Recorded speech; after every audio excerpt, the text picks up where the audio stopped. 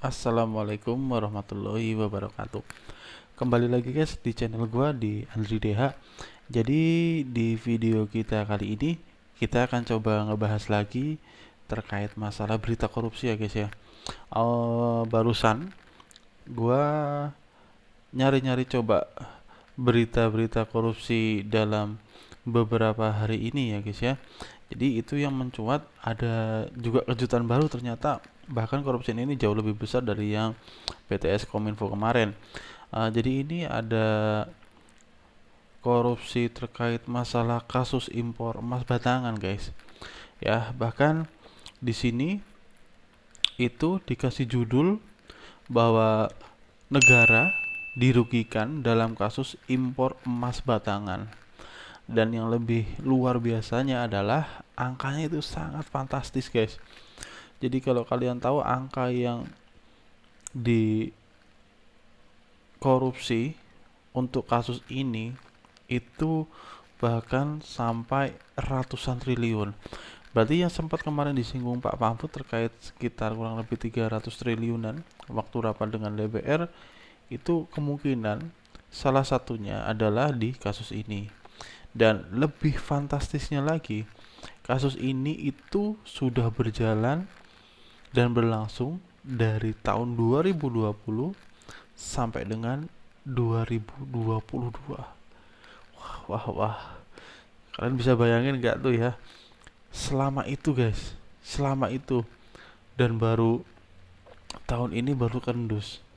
Oke, udah gak tahu lagi lah ya kita mau bahas apa lagi terkait masalah korupsi di negara ini. Udah akut banget kayaknya. Jadi beritanya, Kejagung mengatakan negara dirugikan dalam kasus impor emas batangan. Gitu ya. Jadi di sini beritanya gua ambil dari Kompas ya, kompas.co.id.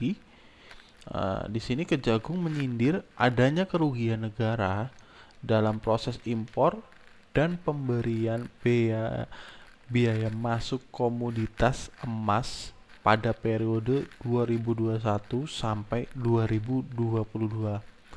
Saat ini penyidik masih mendalami dugaan perbuatan melawan hukum dalam perkara tersebut. Oke, jadi kasus ini itu baru terendus belum lama guys. Baru tahun 2021 sampai 2022 kemarin. Nah, yang jadi pertanyaan itu selama tahun 2010 sampai dengan tahun tersebut ya 2021 itu ngapain aja? Masa iya sih nggak kendus sama sekali gitu loh? Uangnya itu nggak cuma ratusan juta gitu loh, nggak cuma miliaran juga, bahkan triliunan. Wah, gila sih. Jadi Jaksa Agung Muda Tindak Pidana Khusus Jampitsus ya, Agung Febri Ardiansyah pada Senin kemarin menyampaikan penyidik masih melakukan penyidikan umum terkait dugaan korupsi komoditas emas. Ya, penyidik belum menetapkan tersangka dalam kasus tersebut. Nah, yang jadi pertanyaan adalah ketika kasus ini udah terendus dan Jaksa Agung masih menyelidikinya, padahal kasus ini udah berjalan hampir 10 tahun ya, hampir 10 tahun. Semakin buat kalau gua pribadi tuh semakin berpikir bahwa sesungguhnya kasus ini nggak mungkin hanya melibatkan segelintir orang. Pasti banyak melibatkan orang atau petinggi-petinggi yang luar biasa di negara ini. Gue yakin banget. Nggak mungkin kalau memang kasus ini benar-benar valid terkait masalah korupsinya sampai ratusan triliun. Itu nggak mungkin cuma satu atau dua orang yang menikmati. Impossible banget ya. Jadi ada kepentingan atau hak negara di situ mengenai biaya masuk dan lainnya. Jadi perkara ini naik sidik atau penyidikan. Karena kita sudah punya alat bukti permulaan yang cukup bahwa ada perbuatan melawan hukum dalam proses itu. Oke. Jadi Pak Febri mengatakan kasus ini sudah diselidiki penyidik sejak 2021. Khususnya terkait transaksi keluar masuknya emas.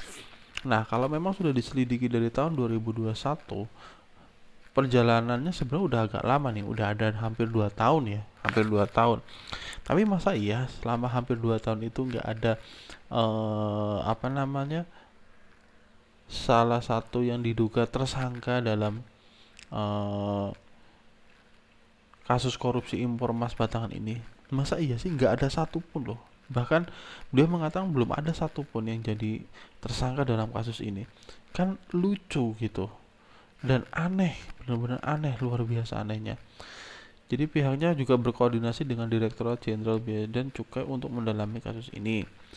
Nah, ketika ditanya, kasus yang kini tengah disidik Kejagung dengan dugaan kasus impor emas senilai 189 triliun. Kalian bayangin ya, 189 triliun guys. Astagfirullah.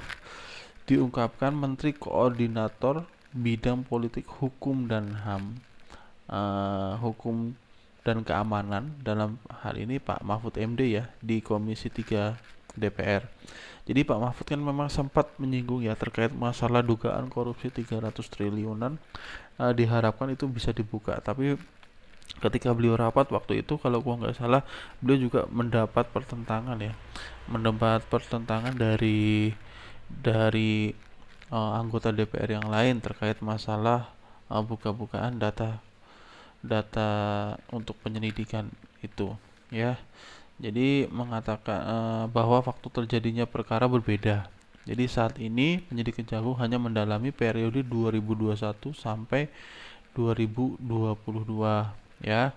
Jadi dengan demikian pula ketika ditanya dikaitkan penyidikan Kejagung dengan dugaan penggelapan emas senilai 47,1 triliun yang diungkapkan anggota Komisi 3 DPR Arteria Dahlan pada 2021, Febri masih belum bisa menjawab. Oh, gimana ya? Kasus ini itu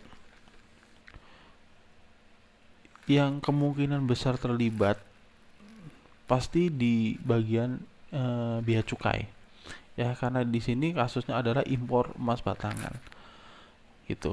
Jadi yang harus diselidiki pertama harusnya dari bea cukai itu pasti ya, bea cukai pasti, dan apa namanya, dugaan-dugaan di lembaga-lembaga lain yang masih berhubungan sama dengan impor harusnya juga dicurigai.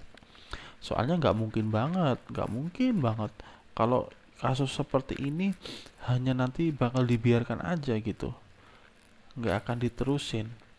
Negara mau rugi berapa triliun lagi coba guys ya.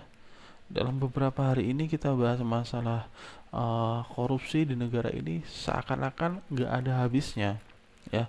Belum lagi kemarin dana bansos ya, yang bahkan menurut gue juga harusnya masih bisa diselidiki lagi ya. Belum lagi kemarin BTS Kominfo, sekarang juga ada impor emas batangan yang diduga sudah berlaku sampai 10 tahun. Oke, jadi Direktur Penyidikan Jampitsus Kejagung Kutali mengatakan penyidikan sudah mengumpulkan beberapa alat bukti berupa dokumen dan barang dalam kasus tersebut. Diduga impor emas dilakukan tidak sebagaimana mestinya sehingga diduga menimbulkan kerugian keuangan negara. Harusnya sudah nggak diduga lagi ya. Harusnya memang udah menimbulkan kerugian negara. Dengan uang sebanyak itu, kalian bisa bayangin itu bisa membuat bangun apa aja gitu. Oke. Jadi sepertinya memang untuk di negara tercinta kita ini ya guys, hukuman koruptor yang sudah terbukti korupsi itu memang terlalu rendah kalau menurut gua ya, terlalu ringan, terlalu nggak bisa ngasih efek jerah itu. Dan sayangnya memang kita harus di sini benar-benar butuh orang-orang atau pemimpin yang berani terbuka dengan kondisi yang sesungguhnya ya, sesungguhnya dalam artian ya eh, terbuka, clear gitu, nggak ada yang ditutup-tutupi. Tapi memang kasus seperti ini tuh nggak gampang memang. Gue yakin di situ banyak sekali terlibat orang-orang yang bukan orang sembarangan di negara ini ya. Dengan uang sebegitu mengalirnya, banyaknya, mubazirnya dan hanya dinikmati oleh segelintir orang dan merugikan masyarakat banyak, nggak mungkin kalau dia hanya cuma pejabat-pejabat rendahan ya di negara ini. Jadi apa sebenarnya yang harus dilakukan negara ini sebenarnya? Kalau setiap kasus korupsi yang ada nggak akan ketemu titik jelasnya gitu. Terutama koruptor-koruptor yang sudah menikmati ratusan miliar bahkan triliunan rupiah dari negara ini. Itu sebenarnya miris ya, miris banget dengan kondisi saat ini masyarakat yang perekonomiannya juga nggak lebih baik, lapangan pekerjaan yang mungkin semakin sulit ya, bahkan para petinggi-petinggi kita atau mungkin pejabat-pejabat kita yang diberi uh,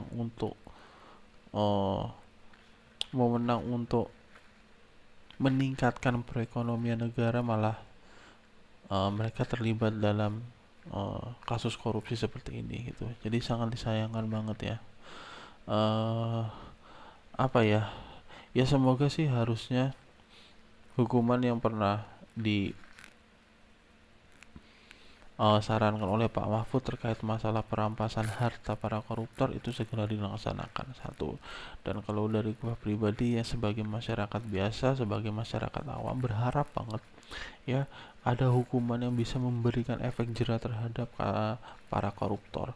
Bukan dikasih hukuman udah di penjara, si koruptor ketika keluar dia tetap masih nyalon jadi jadi anggota DPRD, anggota dewan, bahkan dengan santainya dia seakan-akan nggak punya dosa terkait masalah dosa korupsi yang benar-benar zalim ini untuk negara ini ya. Jadi mungkin segitu aja video gua kali ini.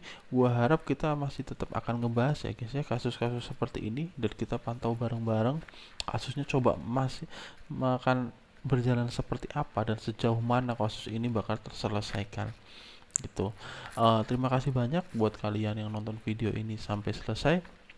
Gue mohon maaf kalau misal ada perkataan gue yang kurang jelas dan menyinggung kalian. Minta tolong untuk di share, like, komen, dan subscribe video ini, channel gue ini agar bisa berkembang dan bisa ngasih manfaat buat kalian semua ke depannya. Akhir kata, assalamualaikum warahmatullahi wabarakatuh.